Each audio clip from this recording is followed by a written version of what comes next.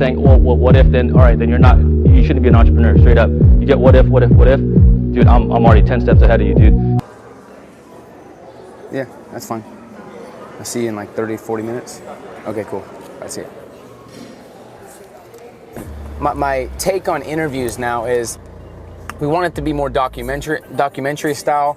We want to make sure there's no scripted questions, create something more inspiring for you guys. I'm excited to see Randall because he's had all odds against him his whole life, and he used that as fuel. Didn't have a roadmap, didn't have mentors, didn't have a strategy or a structure, and made it happen. And I think he has a lot to share with our audience, with millennials, and with people that are looking to start a business, to get out of the 9-to-5, people that can't stand what they do. He's someone that made it happen on his own terms.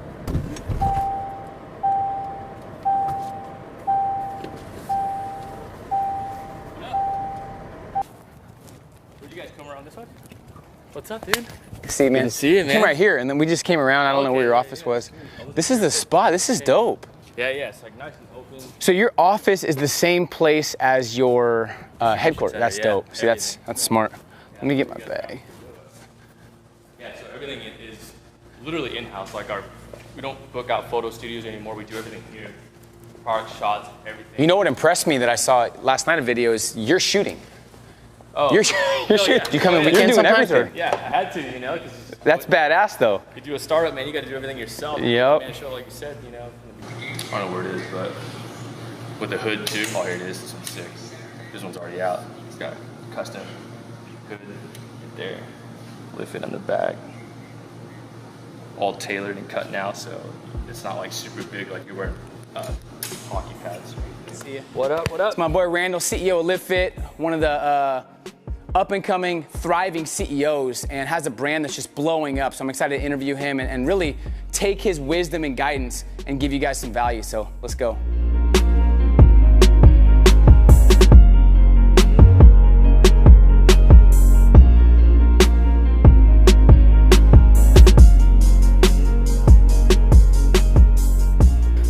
One of the reasons I wanted to connect, man, and people were asking before, why are you so excited about this interview? It's because A, you came from nothing, B, everything was against you, and you said that you really didn't have mentors. You just had so much ammo and so much fuel and so much ambition because everyone's telling you you can't amount to much, you have tattoos, you can't do this, you can't do that. Mm-hmm. What role did people hating on you or doubting you play in your success? I mean, I used it all as fuel, you know, as much as you want to block it out. You always kind of like think about that stuff. It's always in like the back of your head, you know, but you don't focus on it to the point where it's going to drag you down. You're like, you know what? I mean, who are you to say that I can't do this? You know what I'm saying? I have my own choices. I'm going to make it my own thing, you know, like I feel like I have more motivation than you. You know, all you're doing is just hating, not believing, you know what I'm saying? Like I've seen people do this shit. I've seen, you know, the guys right next to me go from 0 to 100, you know. I'm like, dude, I'm gonna be the next dude. So if you guys want to hate, I'm gonna prove you guys wrong, you know. Was there any person or comments that stuck with you that really hit you home when they're like, you know, because your tattoo's blank or because you came from this area blank? Was there any that you remember that like drove you, or was it just a combination? You know what's funny? It's not really a particular thing that I remember, and it's funny that you bring that up now. I think for me, the comments and stuff actually came from my parents. Interesting. Believe it or not, yeah. Not from like strangers here. Some people are gonna relate to that though. Yeah, so I mean, coming from an Asian background, I was like, you know, first off, no tattoos or you're out of the family. Okay, I got tattoos like shit, you know. You sure? You know, and next thing you know, started doing, you know, obviously I went to school for a little bit and almost finished and then dropped out and then, you know, started doing business at the time. And just trying to prove my parents like, dude, I can make it without these judgments, and you know, I can make it with tattoos. I can make it being a minority. It's a different day and age that we live in. You know, I was like, it ain't the same, and it's hard to tell your parents that because they're like, they're old school. They're like, you know, 2 decades back. They're like, you know, you got to go to school. You got to do this. You got to become a doctor. You got to be a lawyer or whatever the fuck you know, that type of profession. I'm just like, nah, man, I'm seeing it. I'm seeing a completely different realm of things, you know. People start businesses when they're young, people doing music and making it big, and especially out of Long Beach, you know, we had like Snoop, Nate Dogg, all the DPG, and a bunch of other local artists now that are doing it big. Sublime came out of there, a bunch of pro skaters. I'm like around that shit, you know, but that You're is seeing not, all this success from people that are being authentic and being themselves. Exactly. So, and to like my parents and my uncles and, you know, our older generation, they're just like, that's just movie talk, you know, Hollywood talk. Yeah. I'm like, nah, how you gonna tell me? I seen it. One of the things I love about this new economy is you can be fully yourself and become successful, be a millionaire. 20, 30 years ago, suit and tie, certain businesses, you have to wait 40 years. I love that we can just vibe in whatever outfit we want. I don't like wearing suits. I wore suits, I don't like it, I wanna be authentic, and it's just the best feeling ever to have an economy where you could be yourself. Yeah. And it doesn't matter who's judging you, if you wanna make it happen, you can make it happen if you have the drive and hustle. Exactly. That's huge. Exactly. So for you, what I wanna get at too is people always ask you, how'd you become so successful? How'd you build this company to over $1 million? And there's not really an exact answer. I think there's a lot of people waiting for the perfect time or the perfect things to be laid out and structured. Talk about coming up and how you got here. You can't really have a guideline. There was never really a structure. Everything I did, I'll tell you this, everything I did, I put 110% into it, you know.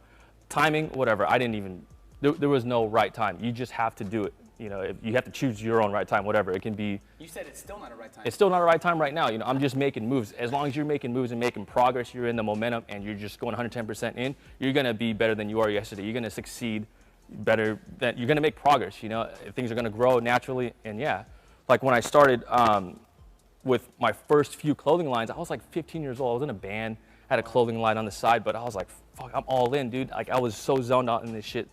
And being all zoned out and wanting to pursue like the band and making just dope clothing, you had to deal with the business logistics of where to go to get this shirts printed. Who do I go for this? How do I get the blanks? Or how do I get this made? You do that subconsciously, but you're looking forward to the band part, to the final product. So, I mean, I did that when I was like 15 to 17, 18. That didn't fall through, but in my head, I knew all that stuff prior, the business logistics of it. Yeah. So then when I went on to college, I studied kinesiology. I started personal training.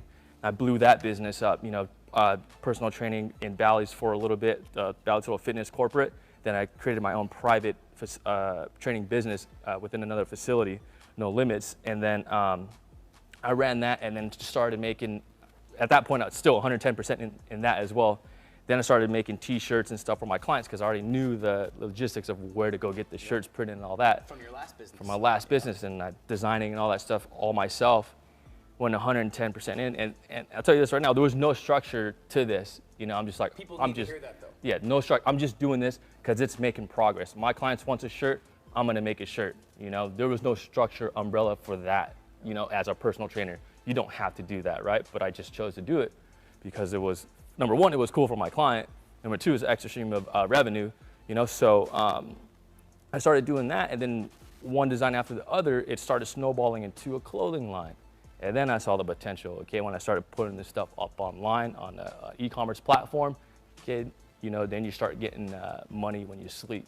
You know, the whole e-commerce game is different. It's crazy. Even from 10 or 15 years ago. Yeah, exactly. Direct to consumer now. Yeah. So right now, I don't even have to go to a store. I'm just selling. I mean, at this point, when I was training, selling clothes, I was having a good time, making a good living, personal training, selling clothes, until the clothing side just got overwhelming to where the time for me to ship, package, design, to do all that stuff overwhelmed the personal training business.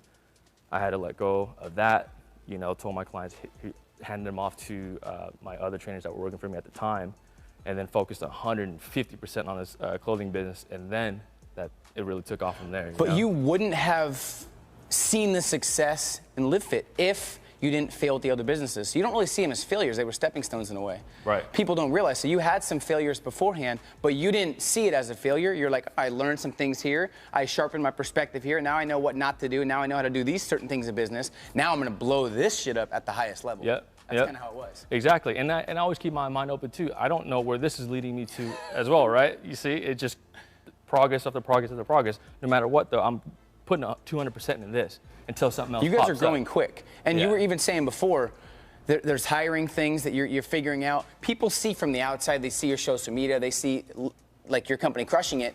Are things perfect right now? Things are definitely not perfect. It's never going to be perfect. Yeah. We're definitely going through some growing pains right now, you know, putting in people in the right places, you know, because as a startup, you know, the people that you hire, you don't have any experience, you know, with real business stuff, with HR, accounting, who to choose for your CPA, who to choose for your attorneys, for trademark attorneys, you know, PR attorney, or any of that stuff. You don't know this shit. You have to go through the flow, you know, and that goes with every department. The warehouse downstairs for distribution, for customer service, to wholesale. We're just still fine-tuning the you know, all that logistics, and it all comes down to the people, you know. So we're going through hiring and restructuring. But the same thing at the beginning, adapting and adjusting. Yep. Not letting up, continuing to go all in, continue to grind and hustle, and figure things out on the way. Yep. I just did a video yesterday. People are just waiting to have certainty of what's next before they start. You don't have the certainty of what's going to happen in 6 months. Yeah. You have to continue to adapt and adjust, find the right people. Yeah. And that's the thing. I think if you want to be in entrepreneurship, you're always gonna you always have to know that it's always a risk. Okay, it's always a risk. And if you keep saying, well, what if, then all right, then you shouldn't be an entrepreneur. Straight up, you get what if, dude. I'm already 10 steps ahead of you, dude. See you later. Your competition already killed you. You know what I'm saying? Like, this day and age, you just got to go. And then once you go, you find the right people to trail right behind you and, you know, pick up where you need to be. You know what I'm saying? So your best hire. So you said you were doing everything yourself. You were overwhelmed a little bit. You were doing everything from packaging to the designs to the video shooting to the editing to the like marketing. Everything, yeah. Do you remember your first key hire that you were like, oh, some weight off my shoulders? Oh yeah, I hired my friend actually, Chu Lin. She helped me grow the business, and as far as like organizing it and keeping the paper trail. She came from Apple. You know, I pulled her from Apple, and so she gave me a lot of corporate structure in the back end, inventory counting, SKUs and all that stuff too, and how to track everything like that, you know. So that gave me a real big push so I can not stress on the business. So it wasn't really a name for her. It was just like she was a partner. Yeah, dude, she's like, oh, people would ask, oh, what do you do for the company? We're like, dude, we're you know, this position, maybe assistant, I don't know. I love hearing this because I work with so many startups and people, and they're just like, well, I got to get these 7 positions filled with the perfect. It's like, no, you don't. Just take some action. Still to this day, we have probably 30 employees. Some of them have a job title, but the high executives were like, dude, I can be this, I can be this, I can be this, I can be this. As long as we get the machine moving, fuck it. You know, you don't need a name for this because that's going to stunt your growth. I've seen and heard people ask, like, oh, you know, do I need like a controller or a CFO? I'm like, no, dude, just fucking get your finances straight and make sure you're good, you know? Bring value to the consumer. Yeah. Whatever you have, give it to them and see if they like it. Yeah, exactly.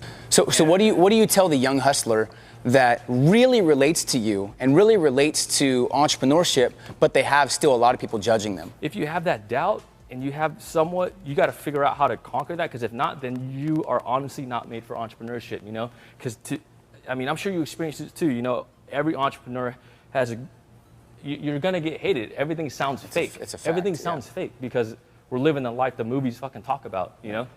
So, I mean, from an outsider perspective, it's like, man, this fool's like, he's selling drugs. Man, fuck, his mom bought that car. It's like, nah, dude, we worked for it, you know? And it's 100%.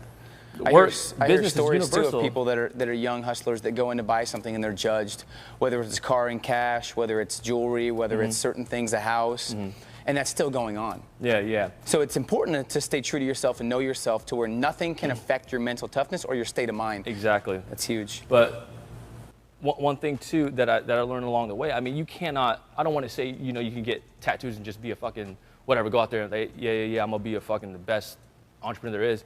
There's limitations, because you can have tattoos and still have manners and still talk well and still communicate well. And that's what I learned through personal training. You know, I had tattoos as a trainer, but, you know, I'm training doctors, surgeons, lawyers. Those were my clients, professionals, older and younger. So I had to learn how to speak with them. And they respected you because you were polite and exactly. genuine. Yeah. You know, forget the tattoos.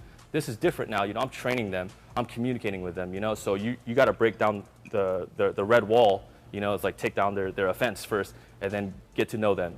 And then you bring that value to just the regular business world, because it's universal now. You know, tattoos and stuff don't matter. It's all about how you communicate that first impression, you know? I like that. So let's talk a little tactics about social media too, because you really have blown that up the last couple of years, and you've done a lot of business through it, and you've not only done business, but you've added value. You're inspiring people. You're showing people not to give up. So and I don't even know if I should ask about tactics because you like to just hustle and grind, but any tactics, any advice you would give the entrepreneur that's trying to build the social media? Maybe they have a product, maybe they don't, but what's kind of your mindset with social media? I tell everyone in the beginning, just try to knock it out the park in your local community first. You know, I mean, obviously use social media, but use it within local community to where you can actually go to whoever you're going to be connecting with, and you know, so where you can get a photo with them or whatever. Because when I did it prior, I was personal training, so everything I did it, you know, locally. At a local level, yeah. I didn't care because I couldn't train someone outside of the state or something. So I tell everyone focus locally because that's going to create a bigger buzz. Everyone knows it's real, you know, because within the local community you can, you know, ask amongst each other if whatever's going on is real or not. Once you start doing that, then it's kind of like a snowball effect because you got the people that believe in your product or movement or service. They're going to talk real about you because word of mouth is still stronger than social media, you know. But nowadays everyone has a social media, so once the word of mouth goes a little viral, they're going to put it up on their social media, and it's just going to spread like fire. You know? So consistency too. Do you have people sending you stuff and posting? Is it specifically, okay, send me 5 videos a week, send me these photos and pictures, or is it more your style where it's just you post when you want? It was a combination of both. We tried the whole structure thing and give me 5, and then I was just like, nah, it's not gonna work. No way. Do not give Randall structure. Yeah. Now I'm just like. People want to hear that though. I got my guy Miguel. He's like the media director. I'm just like texting him, hey, send me this, send me this, send me this. You know. What I like though that you said in one of your videos that you, at the beginning, you were doing a lot of testing and experimentation. I think people are waiting for things to be perfect. You were testing on social media. What design do you like? You were getting feedback from your customers, from your fans, and then adapting and adjusting from their feedback. Yeah. That's huge. Not many people are doing that. Yeah, and that's how you start a startup with minimal capital. People are like, oh, how did you only start with $300? Because I didn't fucking invest $5,000 in like 10 t-shirt designs that I didn't know were gonna sell or not. I bought one shirt design, maybe like a couple, like 100 shirts, and that cost me like $300. And then if it sold, it sold. If it didn't, it didn't. But good thing it sold. And then that told me it's better to sell out than sit on inventory. So if it sells out, you know it's on demand. Okay, I got time to make some more. Just hold on, guys, and then put another one up, and then they're gonna sell again. Versus, putting fucking a shitload up, and you're like waiting. At that moment, when you had those shirts, did you picture and visualize having a 30,000 square foot warehouse with an amazing office space like this, with a place to shoot and all kinds of stuff? Did you imagine that? No. It's funny. Everyone asked me that too. I was like, man, I'm gonna be successful. I just, you could just walk over there real quick. It's hey, this interview's authentic. We're not editing this. It's a ghost. No, it's all censored light. But yeah, I just knew I was gonna be somewhat successful. I just couldn't see it, you know? So let's end on this, and then we're gonna do a tour. What's the advice? Maybe what would you tell your younger self, 18, 19 years old, if you were looking at him, and let's relate it to the audience. What's the one piece of advice that you want people to take with them when they stop watching this interview? They're gonna be fired up and excited, but sometimes people don't know what action to take. What's the one thing you'll tell them, what you'd tell yourself at a younger age? Oh, that's perfect. I mean, so every time let's say I took myself out of my shoes and I was watching an interview, I was like, all right, I had the situation in my head. I'm waiting for them to answer it, right? Don't wait for me to answer it. Just go do it. That thing, because everyone's thinking when they're watching these motivational video or whatever interview, they have a business in their head, or they have this should I do this or not? And they're waiting for the answer coming out of whoever is talking. Like, don't wait. After this shit's done, go fucking do it. Just go do it. You heard it first. Once again, I appreciate you. Thanks for the legacy you're building, and much respect. You're a hustler, and I look forward to continue building our relationship. Sweet.